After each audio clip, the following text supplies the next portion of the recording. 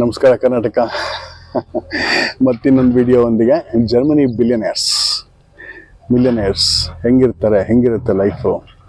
So ಹೆಚ್ಚಾಗಿ ನೀವು ಇಡೀ ಜರ್ಮನಿಗೆ ಹೋದರೆ ನಿಮಗೆ ಹೆಚ್ಚಾಗಿ ಸಿಗುವಂಥದ್ದು ಮಿಲಿಯನೇರ್ಸ್ ಆ್ಯಂಡ್ ಬಿಲಿಯನೇರ್ಸ್. ನಿಮಗೆ ಮ್ಯೂನಿಕ್ ಅಂತ ಒಂದು ನಗರ ಇದೆ, MUNICH ಆರ್ MUENCHEN, ಮುಂಚೆನ್ ಅಂತ ಒಂದು ಜಾಗ ಇದೆ.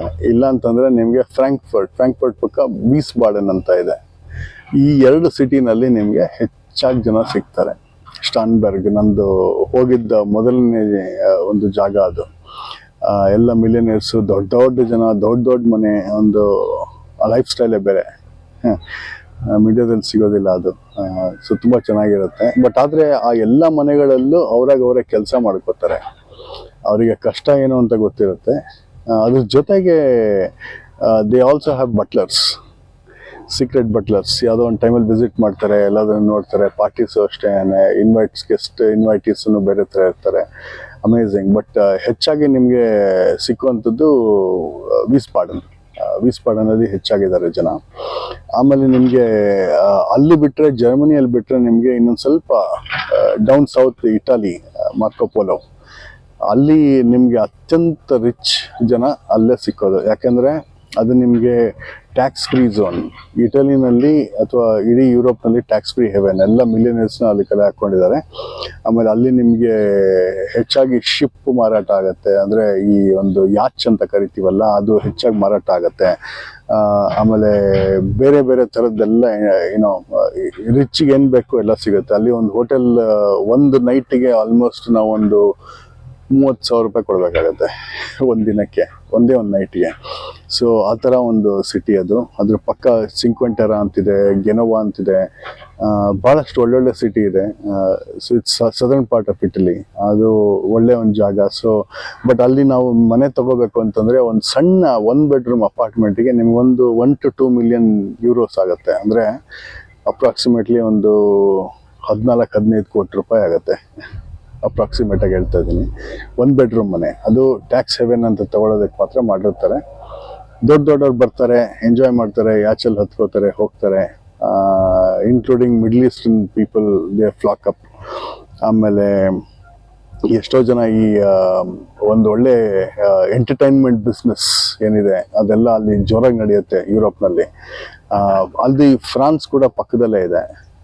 ಅದು ಇನ್ನೂ ಚೆನ್ನಾಗಿ ಸಿಕ್ಕಾಪಟ್ಟೆ ರಿಚ್ ಜಾಗ ಅದು. ಆಮೇಲೆ ಬೈ ಮಾಡಲಿಕ್ಕೂ ಅಷ್ಟೇ ಎಷ್ಟೋ ಈ ಪರ್ಚೇಸಿಂಗ್ ವಿಲೇಜಸ್ ಸಿಕ್ಕಾಪಟ್ಟೆ ಇದೆ. ಅಂದರೆ ವಿಲೇಜ್ ಅಂತ ನಾನು ಕರೆದ್ರೆ ಅಲ್ಲಿ ಅದು ಬೈ ಮಾಡ್ಲಿಕ್ಕೆ ಇರ್ತಕ್ಕಂಥ ಒಂದು ಔಟ್ಲೆಟ್ ಶಾಪಿಂಗ್ ಏರಿಯಾ. ಇವಾಗ ನಮ್ಮಲ್ಲಿ ನಾನು ಸಿಂಪಲಾಗಿ ಹೇಳಬೇಕು ಅಂದರೆ, ಬೆಂಗಳೂರಿಗೆ ಬಂದಿದ್ದರೆ ನೀವು ಮಾರತ್ಹಳ್ಳಿ ಹಳೆ ಕಾಲದಲ್ಲಿ ಶಾಪಿಂಗ್ ಏರಿಯಾ ಇತ್ತು, ಔಟ್ಲೆಟ್ ಶಾಪಿಂಗ್ ಏರಿಯಾ ಅಂತ. ಅದು ಆ ಥರ ವಿಲೇಜ್ ಅಂತ ಕರೀತಾರೆ. ಅದರಲ್ಲಿ ಒಂದು ಸಣ್ಣ ಒಂದು ವಿಲೇಜ್ ಥರ ಮಾಡಿರ್ತಾರೆ. ಅಲ್ಲಿ ಎಲ್ಲ ಅಂಗಡಿಗಳಿರುತ್ತೆ. ಒನ್ ಬೈ ಒನ್ ಎಲ್ಲ ಕಡೆಗೂ ಹೋಗೋದು, ತಗೊಳ್ಳೋದು, ಬರೋದು ಅಷ್ಟೇ ಕೆಲಸ. ಅಲ್ಲೆಲ್ಲ ಸೇಲ್ ಹಾಕಿರ್ತಾರೆ. 80%, 90%, 70% ಅಂತ. ನಮ್ಮ ಥರ ಹಿಂಗಿರಲ್ಲ, ಬೈ 1 get 2 ಅಂತೆಲ್ಲ ಇರುತ್ತೆ ಇಲ್ಲಿ. ಸೊ ಅಲ್ಲಿ ಹಂಗಲ್ಲ, ಅಲ್ಲಿ ಏನಿದ್ರು ಸ್ಟ್ರೈಟ್ ಅವೇ ಆಫ್ ತಗೊಂಡೋಗಿ ಅಂತ. ಸೊ ಈ ಥರ ಒಂದು ಸಿಸ್ಟಮ್ಮು. ಇಲ್ಲಿ ಏನಾಗುತ್ತೆ ಅಂತಂದರೆ, ನಿಮಗೆ ಹೆಚ್ಚಾಗಿ ಮೀಟಿಂಗ್ ಮಾಡ್ತಕ್ಕಂಥದ್ದು, ಮಿಲಿಯನೇರ್ಸ್ ಆ್ಯಂಡ್ ಬಿಲಿಯನೇರ್ಸ್ ಮೀಟ್ ಮಾಡೋ ಅಂಥದ್ದು. ಮಿಲಿಯನೇರ್ಸ್ ಎಲ್ಲ ನಿಮಗೆ ಸ್ಟಾನ್ಬರ್ಗಲ್ಲಿ ಮೀಟ್ ಮಾಡ್ತಾರೆ ಜರ್ಮನಿಯಲ್ಲಿ. ಇಲ್ಲಾಂದರೆ ಈ ಥರ ಈ ಮೊನಾಕೋ ಅಲ್ಲಿ ಇಲ್ಲಿ ಹೊರಟೋಗ್ತಾರೆ. ಸ್ವಲ್ಪ ಕಷ್ಟ ಎಲ್ಲಿ ಕಂಡುಹಿಡಿಯೋದು. ಫ್ರಾನ್ಸ್ ಹೊರಟೋಗ್ತಾರೆ, ಇಲ್ಲ ಸ್ವಿಟ್ಜರ್ಲ್ಯಾಂಡಿಗೆ ಹೊರಟೋಗ್ತಾರೆ. ಕೆಲವು ಕಡೆಗೆ ಎಲ್ಲ ಈ ಥರ ಮೀಟಿಂಗ್ಸ್ ನಡೆಯುತ್ತೆ. ಇಲ್ಲ ಅಂತಂದರೆ ನಮ್ಗೆ ಹೆಚ್ಚಾಗಿ ನಡೆಯುವಂಥದ್ದು ಬಿಲಿಯನೇರ್ಸ್ ಬಂದು ವೀಸ್ಬಾಡನಲ್ಲಿ ನಡೆಯುತ್ತೆ. ಆ್ಯಂಡ್ ಇದು ಬಂದು ಇನ್ವೈಟಿ ಓನ್ಲಿ. ಯಾರ್ಯಾರು ರಿಚೆಸ್ಟ್ ಫ್ಯಾಮಿಲೀಸ್ ಇದ್ದಾರೆ ಬೇಕಾದರೆ ನೋಡ್ಬೋದು ನೀವು. ಒಂದು ಪುಸ್ತಕನೂ ರಿಲೀಸ್ ಆಗಿದೆ, 1001 ಬಿಲಿಯನೇರ್ಸ್ ಆಫ್ ಜರ್ಮನಿ ಅಂತ. ಸೊ ತುಂಬ ಒಂದು ಕೇರ್ಫುಲ್ ಆಗಿರ್ತಕ್ಕಂಥ ಒಂದು ಕಮ್ಯುನಿಟಿ ಇದು. ಸಿಕ್ಕಾಪಟ್ಟೆ ಗ್ರೋತ್ ಇದೆ.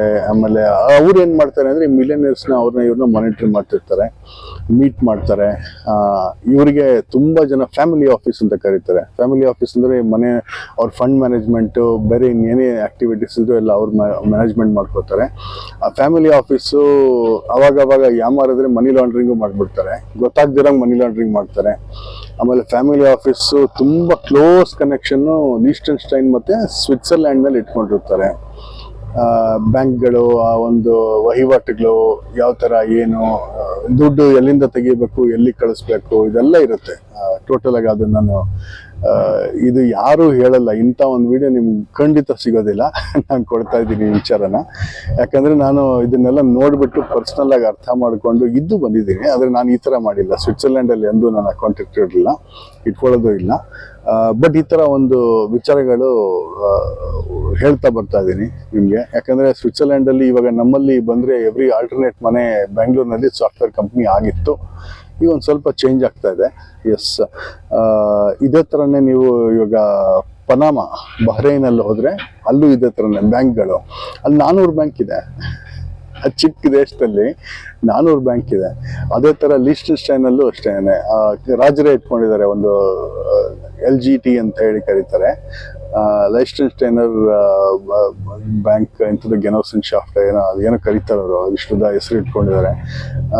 LGT ಬ್ಯಾಂಕ್ ಇದೆ. ಆಮೇಲೆ ಅಲ್ಲಿಂದ ಹೋದರೆ ಸ್ವಿಟ್ಜರ್ಲ್ಯಾಂಡಲ್ಲಂತೂ ಎವ್ರಿ ಆಲ್ಟರ್ನೇಟ್ ಮನಿ ಇನ್ನೊಂದು ಬ್ಯಾಂಕು.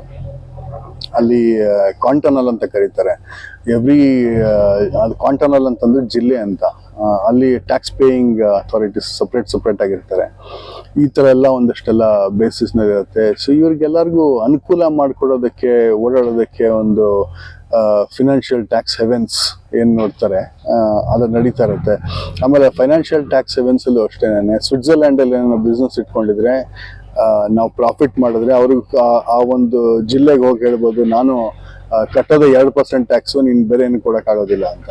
ನಾವು ಮೋದಿಜಿ ಅವ್ರಿಗೆ ಹೇಳಿದ್ರೆ ಎಷ್ಟು ಚೆನ್ನಾಗಿರ್ತಾ ಇತ್ತು. ನಿರ್ಮಲಾ ಸೀತಾರಾಮನ್ ಅವರಿಗೆ ನಾವು ಕೊಡೋದಿಲ್ಲ, ನಾವು ಕಾರ್ ತಗೊಂಡ್ರೆ ನೀವು 100% ಟ್ಯಾಕ್ಸ್ ಹಾಕ್ತೀರಿ, ನಾವು ಕೊಡೋದೇ 2% 1% ಹೋಗಿ ಅಂತಂದರೆ ಅವ್ರು ಚೆನ್ನಾಗಿರೋದು ಅಂತ ನನ್ನ ಪ್ರಕಾರ. ಆ ಥರ ಮಾಡ್ತಾರೆ ಅಲ್ಲಿ. It is allowed to do that legally.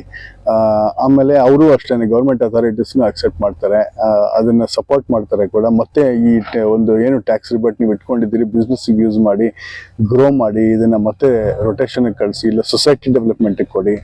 ಈ ಥರ ಒಂದಷ್ಟು ಆಕ್ಟಿವಿಟೀಸ್ ಇದ್ದೇ ಇರುತ್ತೆ. ಅವ್ರಿಗೆ ಟ್ಯಾಕ್ಸ್ ಅಥಾರಿಟೀಸ್ಗೂ ಅವ್ರು ತೋರಿಸ್ಬೇಕಾಗತ್ತೆ ಈ ಥರ ಇದೆ, ನಾವು ಇಂತಿಂಥ ಒಂದು ಸಮಾಜ ಕಲ್ಯಾಣ ಕಾರ್ಯಕ್ರಮ ಮಾಡಿದ್ದೀವಿ, ಇಂಥ ಒಂದು ಗ್ರೋತ್ ಬಂದಿದೆ ಅಂತಲೂ ತೋರಿಸ್ಬೇಕಾಗತ್ತೆ. ಈ ಥರ ಒಂದು ಸಣ್ಣ ಲೈಫ್. ಬಟ್ ಇವ್ರಿಗೆ ಹೆಚ್ಚಾಗಿ ಪಬ್ಲಿಕಲ್ಲಿ ಓಡಾಡೋದಾಗ್ಲಿ, ಬೇರೆ ಥರ ಒಂದು ಮಿಂಗಲ್ ಆಗೋದಾಗ್ಲಿ ಅದು ಸಾಧ್ಯ ಆಗೋದಿಲ್ಲ. ಸೊ ಒಂದು ಸಣ್ಣ ಒಂದು ಕಿರುಪರಿಚಯ ನಿಮಗೆ. But yes, billionaires are becoming richer and richer. ಹೆಚ್ಚಾಗಿರ್ತಕ್ಕಂಥ ಒಂದು ಟ್ಯಾಲೆಂಟ್ ಜರ್ಮನಿಯಿಂದ ಹೊರಟೋಗಿದೆ. ಅದು ಇವತ್ತು ಅಮೆರಿಕಾದಲ್ಲಿ ಕೂತಿರ್ಬೋದು, ಇಲ್ಲಾಂದ್ರೆ ಬೇರೆ ಎಲ್ಲೋ ಒಂದು ಕಡೆ ಏಷ್ಯಾದಲ್ಲಿ ಕೂತಿರ್ಬೋದು. ಚೈನಾದಲ್ಲಿ ಹೆಚ್ಚಾಗಿದ್ದಾರೆ ಜನ, ಯಾಕಂದರೆ ಚೈನಾದಿಂದನೇ ಭಾಳಷ್ಟು ಜನ ಗ್ರೋ ಆಗ್ತಾ ಇದ್ದಾರೆ. ಯಾಕಂದರೆ ನಮ್ಮಲ್ಲಿ ಇಂಡಿಯಾದಲ್ಲಿ ಬರಲ್ಲ. ಮೋದಿಜಿ ಅವ್ರು ನನಗೆ ಬಂದಾಗ 2 ಸಲ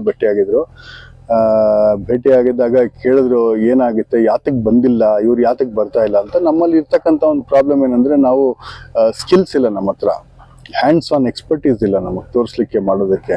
ಇವಾಗ ಚೈನಾಗೆ ಹೋದರೆ ಇಮಿಡಿಯೇಟಾಗಿ ಹ್ಯಾಂಡ್ಸ್ ಆನ್ ಎಕ್ಸ್ಪರ್ಟೀಸ್ ಸಿಗುತ್ತೆ. ಅವರು ಜರ್ಮನ್ರು ಏನು ಹೇಳ್ತಾರೋ ಆ ಪ್ರಾಡಕ್ಟು ಅದೇ ಥರ ಮಾಡ್ಕೊಂಬಂದು ಕೊಡ್ತಾರೆ. ಅವ್ರಿಗೆ ಭಾಳ ಸಂತೋಷ. ಇವಾಗ ನನಗೆ ನಾನು 100 ರೂಪಾಯಿಗೆ ಆಗೋ ಪ್ರಾಡಕ್ಟು 50 ಪೈಸಕ್ಕಾದರೆ, ಮತ್ತೆ ಹೇಳ್ತಾ ಇದ್ದೀನಿ, ಜರ್ಮನಿ ನನಗೆ 100 ರೂಪಾಯಿ ಖರ್ಚಾಗುವಂಥ ಪ್ರಾಡಕ್ಟು ಇಲ್ಲಿ ಚೈನಾಗೆ ಬಂದರೆ 50 ಪೈಸಕ್ಕೆ ನನಗೆ ಆಗುತ್ತೆ ಅಂತಂದರೆ, ನಾನು ಶಿಪ್ ಮಾಡಿದ್ರೂ 1.5 ರೂಪಾಯಿ ನನಗೆ ಖರ್ಚು ಬರಲ್ಲ. ಸೊ ನಾನು ಯಾತಕ್ಕೆ ಆ ಬಿಸ್ನೆಸ್ ಮಾಡಬಾರ್ದು?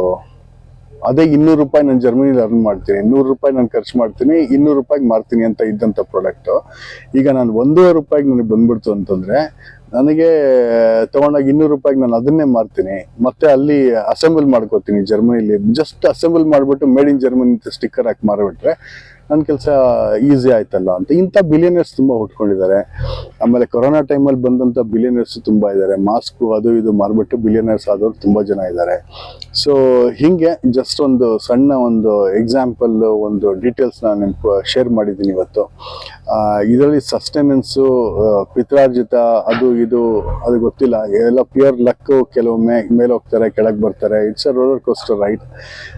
ಬಟ್ ಆ ಸಸ್ಟೆನೆನ್ಸ್ ಭಾಳ ಇಂಪಾರ್ಟೆಂಟ್ ಇರುತ್ತೆ. ಈಗ 1 ಲಕ್ಷ ಕಂಪ್ನಿ ಆದರೆ 10 ವರ್ಷ ದಾಟೋ ಕಂಪ್ನಿ ಒಂದೇ ಒಂದು ಅದರಲ್ಲಿ. ಈ ಥರ ಸ್ಟ್ಯಾಟಿಸ್ಟಿಕ್ಸ್ ಇದೆ. ಸೊ ಹಾಗಾಗಿ ನಾವು ನೋಡಬೇಕಾಗತ್ತೆ ಯಾತಕ್ಕೆ ಅದು ಅಷ್ಟು ಕಂಪ್ನಿಗಳು ಫೇಲ್ ಆಗೋಯ್ತು ಅಂತ, ಯಾತಕ್ಕೆ ನಾವು ಮುಂದೆ ಹೋಗ್ತಾ ಇದ್ದೀವಿ ಅಂತ. ಸೊ ಹಾಗಾಗಿ ನಿಮ್ಮಲ್ಲಿ ಕಳಕಳಿಯ ಮನವಿ ಏನಂತಂದರೆ, ಈ ಒಂದು ನಾಲೆಡ್ಜನ್ನು ಇಟ್ಕೊಳ್ಳಿ, ಇನ್ನೊಂದಷ್ಟು ರಿಸರ್ಚ್ ಮಾಡಿ ನಿಮ್ಮ ಒಂದು ಅಂಡರ್ಸ್ಟ್ಯಾಂಡಿಂಗ್ನ ಹೆಚ್ಚಾಗಿ ಬೆಳೆಸ್ಕೊಳ್ಳಿ.